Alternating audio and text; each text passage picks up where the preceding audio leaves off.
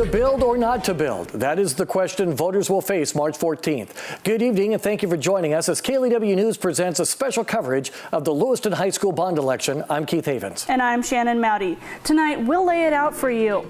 What the bond is, its purpose, and why it's going before voters residing in the Lewiston School District. We'll also break down the numbers concerning property tax, how much it will cost to refurbish and expand the existing high school, and present those who are for as well as those who are against it. But that's not all. We'll tell you how members of the community, like you, feel about this issue.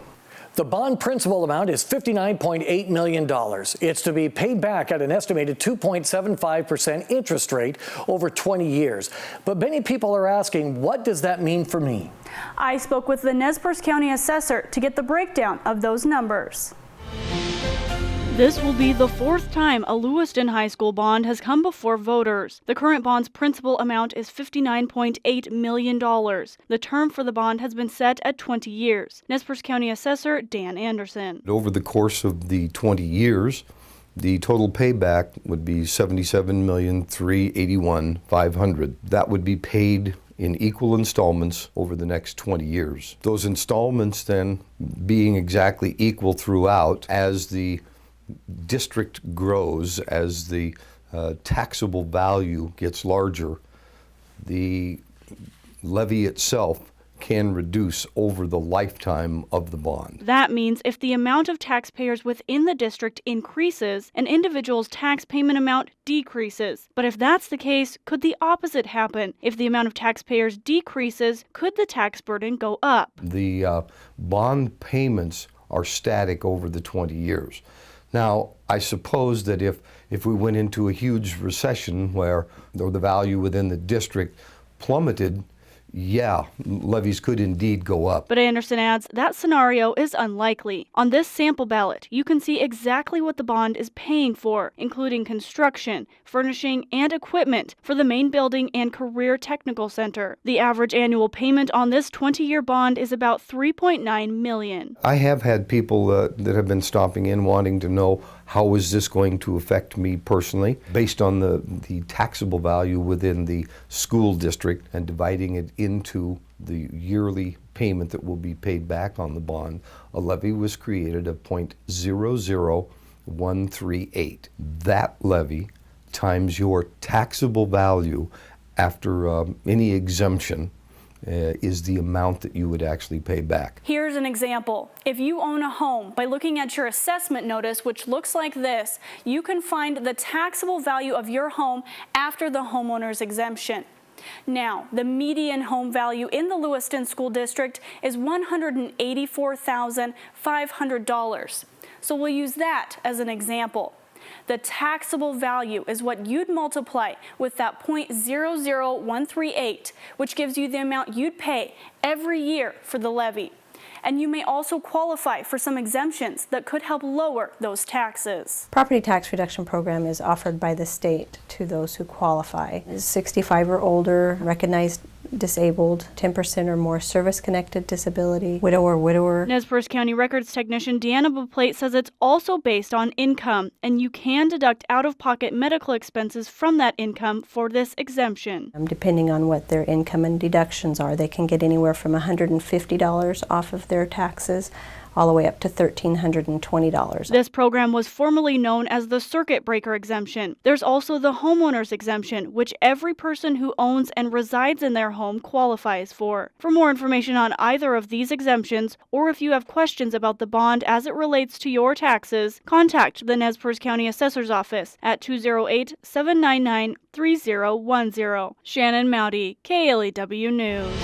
If approved, the new school would be located on a 310-acre site north of Warner Avenue and east of 11th Street on a piece of land jointly owned by the Lewiston School District, Lewis Clark State College, and the City of Lewiston.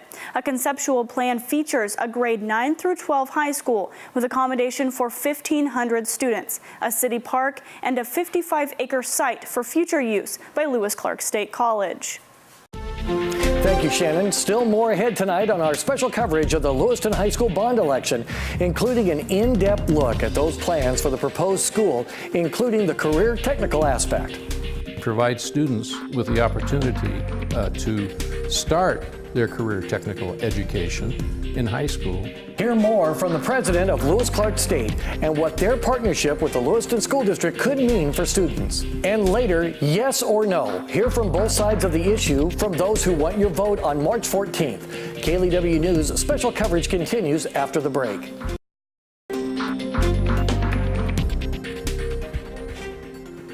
Welcome back to our special report on the Lewiston High School bond election. We've covered the financial aspect of the proposed new high school in Lewiston. But if this bond passes, many voters want to know, what will the new school look like and what happens to the old campus?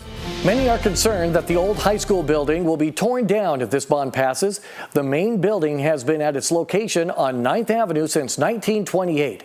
Now, there are several options on the table, but the school district says tearing down the building is not one of them at this time. Various groups have expressed interest in using the space. In a January 23rd City Council meeting, councilors approved a memorandum of understanding with the school district to explore the city's possible acquisition of part of the property if the bond is approved. Another group is the Civic Theater, which has expressed interest in the theater space. The school district also says they've looked at renting out the space. It's important to note, none of these options will be explored unless this measure is approved. There are folks in town in favor of keeping the old building up and running, and many would rather renovate it instead of building a brand new school. The Lewiston School District says after the bond failed in 2011, which was the most recent bond election, they listened to voters who wanted the option to renovate. They hired RGU architects to look into what needed to be done to renovate and expand the campus, with a side-by-side cost comparison of building a new school. With renovation, they had to take into account several code updates that needed to be made, purchasing the necessary added space for parking lots and housing students while renovations took place. And so those are two additional costs that added into the renovation costs that raised the price to be around $95 million. And when you do go in and you do want to renovate the facility, it all has to come up to meet those codes.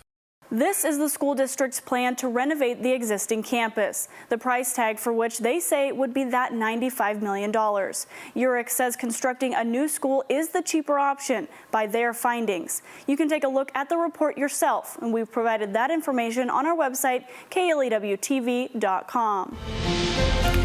Now take a look at this. These are some preliminary architectural plans for the new high school, which would be built on a 310-acre site north of Warner Avenue and east of 11th Street. The plans feature two buildings, the main building with just over 200,000 square feet. Here's a breakout of just what would be included in the first floor of that building: a large theater auditorium and indoor gymnasium. The upper floor would house several classrooms and two practice courts. This second building would be used for career technical classes. Both of these buildings allow for expansion in the future. Thank you, Shannon.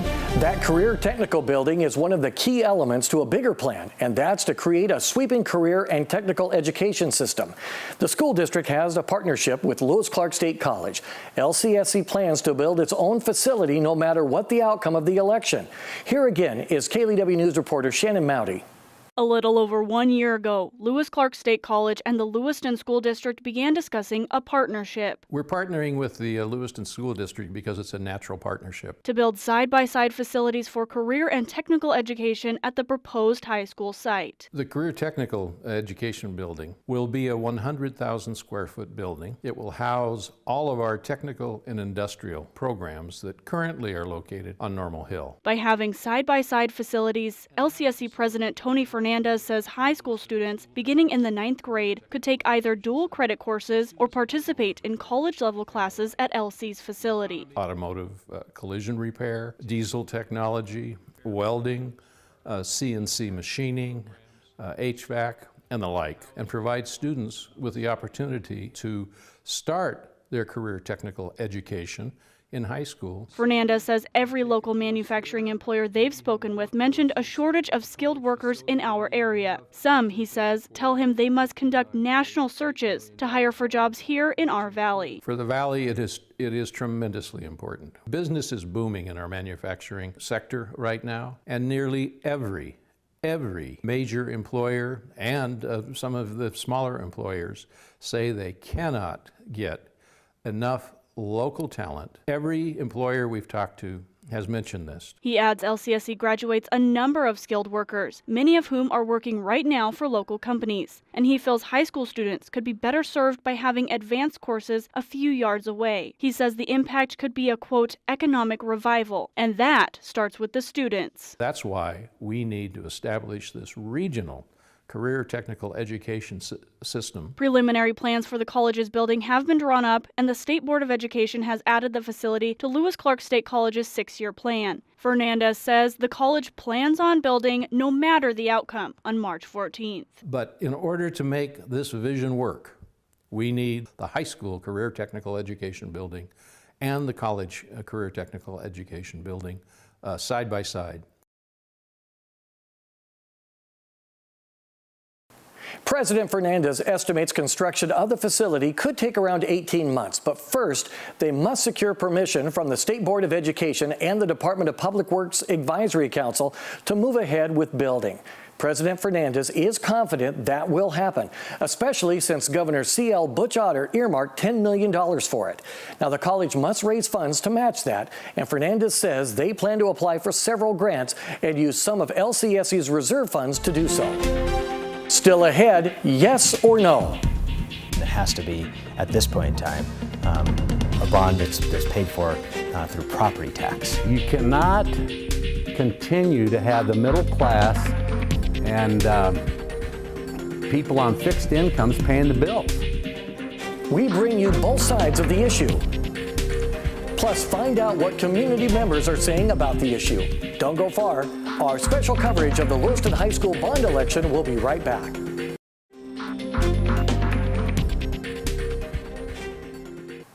Welcome back. Since 2003, those in favor of a new high school have brought the issue to the ballot 3 times, and each time it's failed. On March 14th, voters will again have to make a decision. KLEW News reporter Shannon Moudy has the arguments from both sides. This year's bond election has been like none other before, as those in favor of the measure have rallied a socially engaged and vocal campaign. But those against it say they're not letting their voices go unheard. I'm certainly a promoter of the bond, especially being a school board member. We're all about kids and all about education. Our biggest problem is how we fund education. According to proponents, the reasons to move on from Lewiston's old campus are many and varied. The big one, a new building is necessary to add freshmen into the high school. It gives those kids tremendous opportunity as far as courses and curriculum go. Those in opposition claim combining 9th graders into the high school only creates an unneeded tax burden. We could leave it status quo. There's nothing wrong with how we're doing business right now. Our kids are getting a great education at Lewiston High School. A building does not make a kid smarter. The opposition have no burden to provide an alternative plan, but Cron did bring up the option of renovating and expanding the old campus. You can go in and do sections at a time of that high school. We could take some lot of money, I don't know exactly what they get, and start putting in parking and stuff. That's probably the biggest issue at Lewiston High School is parking. Rice says they've done around 16 years of studies on the buildings, all finding that the buildings are outdated and potentially unsafe. Part of that process included a structural engineering study of the main building. So the district spent a few $1,000s in having the building examined, and it was ultimately determined, kind of verified what the architects for many years had already believed, that it was not structurally sound from a seismic event standpoint. That certainly adds cost to any sort of renovation option. Rice says renovations are inevitable, and local architects tell KLEW News that must include bringing the facility up to all applicable codes. Those against the bond want the district to look at other options for funding. You cannot continue to have the middle class and people on fixed incomes paying the bills. Right now, in the state of Idaho, the only way to pay for a facility of this magnitude is through the issuance of a bond, and it has to be, at this point in time, a bond that's paid for through property tax. 2 other ways, I think. Probably the fairest tax, there's no fair tax, but the least one that hurts the worst is a local option tax. The second one is pay as you go. That's not a bad way to go, pay as you go. When it's built, it's paid off. Rice says the school district has approached the Idaho legislature on 2 different occasions, hoping to fund a new school with that local option tax. He says they were denied twice. Another concern addressed, the fact that the bond amount may be missing key elements. This building does not include any athletic venues. Well, the $59.8 million is a comprehensive campus, meaning that the parking lots are paved, all the fixtures and furnishings, the auditorium, the gymnasium. It is a complete and total campus, with the exception of the outdoor venues. Those venues would include a football track complex as well as competition soccer and softball fields. Rice says Lewiston would continue to play baseball at Church Field. He says they asked architects to look at cost. It's estimated to be around $3.75 million. So that's around the corner. They say they're going to sell some property and this and that. That could take time. However, they're going to come back eventually to the taxpayer again for money on athletic venues. Rice says they have a 5-year plan in place, which does include selling some assets. It also includes using district maintenance crews for labor and using permanent levy funds, just to name a few. And so with the combination there, over that 5-year period, we will have a complete campus and we will not have to go back to the voters to ask for more money. Rice did say that if the bond passes and the district retains ownership of the old building, there would be maintenance and upkeep costs. But he says those would be relatively low, as the building would no longer be used for educational purposes. Now, these are just a few of the main points for each argument. Now, we invite you to further explore both sides of this issue by visiting the respective websites for each of them. We have that information on our website, KLEWTV.com. Coming up, whether you're a no or yes, we'll give you all the information you need to cast your vote.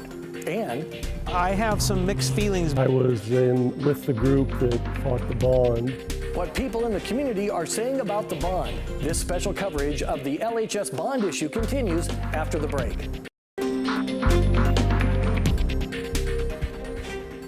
Welcome back. We've heard from those both for and against the bond vying for your vote. But this isn't a new issue for Lewiston residents, and we wanted to know how you felt about it. Since this issue isn't a new one for most Lewiston residents, we wanted to know, how does the public feel about this issue? So we hit the streets and social media to find out. And we have grandkids that are here, and you know, looking down the road, we feel like it would be good for the future. Aaron Leavitt is a Lewiston resident. He told me they've had 5 kids go through LHS and want the same for their grandkids. I have some mixed feelings, but I'm all for a new school. Those mixed feelings, he says, come from the cost of a new school. Oh, of course, the cost increases and taxes, you know, the strain that it could be on some people. I do know some that are concerned because of their, you know, their income levels. In the hour and a half that I spent out in the public, Aaron was one of 20 people I spoke with. About half of those 20 didn't want to speak on camera. 4 were not school district residents. 3 told me they were for the new school but didn't want to be on camera. And the other 3 were undecided or said they didn't have enough knowledge of the issue to make a decision. We also put out a poll on our KLEW Facebook page. As of March 2nd, 493 people had responded, with 89% saying they'll be voting yes on March 14th. 8% say they'll vote no, and 3% say they're still undecided. While no one I spoke with in person said they'd vote no, Cherish Hinton says she's voting no because it isn't for children. The children are going to grow up and not be able to afford to live in the community. And Beth Aldrich says still undecided. $11 is not change to many folks, especially those on fixed incomes. Many people still have questions. I've been one of those people that I've talked to the school board a lot. Marvin Duggar is a longtime Lewiston resident. He says he also had some questions the last time the bond came up for a vote. In 2011, I was with the group that fought the bond. They didn't do a structural study on the school in 2011 so that we could actually compare remodeling to new construction. Duggar says in his talks with the board, he's satisfied with the latest plans, especially the new Career Technical Center. It would be a godsend to our children. While Duggar has changed his mind about the bond, there are those who haven't. In the end, it all comes down to the final count on March 14th. Shannon, it sounds like the overwhelming majority of the people you spoke with are in favor of this new school. That did seem to be the case, Keith, but we do want to mention that this is in no way indicative of how the election results will go. Remember, this bond can only pass if 66.6% of voters approve it. That's right. Ultimately, this issue comes down to you, the voters, and there are several ways you can cast your vote. Early voting ends on March 10th. Now, you can vote in person at the Nez Perce County Courthouse between 8 a.m. and 5 p.m. After the 10th, voting will take place at the courthouse or your regular polling place on March 14th from 8 a.m. until 8 p.m. To vote on March 14th, you'll need photo identification or proof that you've resided in the Lewiston School District for at least 30 days. You can register on Election Day, and you'll need to re-register if you've changed your name or address since the last election. For more information or to find out where to vote, visit our website, KLEWTV.com. We also want to share with you a statement from our station manager, Dan Stellman. Thank you for watching our program. I want to publicly thank our employees for their time and effort in putting it all together, which was no easy task. Our vision was to provide you with factual information of the issue currently on the ballot, not conjecture or rumor or what-ifs. Whatever your reason for voting yes or voting no, we hope that it will likewise be based on fact. We have provided links on our website, KLEWTV.com, that were used in creating this piece. We encourage you to go there and gather the facts, ask questions, gain your own insight. And lastly, please, if you reside within the boundaries of the Lewiston School District, cast your vote on March 14th. Thanks for joining us for this special edition of KLEW News. And remember to get out there and vote.